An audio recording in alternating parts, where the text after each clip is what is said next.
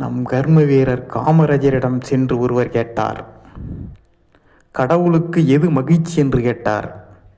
அதற்கு அவர் கூறினார், ஒரு கோயிலை கட்டினால் அது இந்துக்களுக்கு மகிழ்ச்சி, ஒரு தேவாலயம் கட்டினால் அது கிறித்துவர்களுக்கு மகிழ்ச்சி, ஒரு மசூதி கட்டினால் அது இஸ்லாமியர்களுக்கு மகிழ்ச்சி, ஒரு நூலகம் கட்டினால் அது படித்தவர்களுக்கெல்லாம் மகிழ்ச்சி, ஆனால் ஒரு பள்ளிக்கூடம் கட்டினால் நம்மை படைத்த கடவுளுக்கே மகிழ்ச்சி என்று கூறியவர் நம் கர்ம வீரர் காமராஜர் அவர்கள்.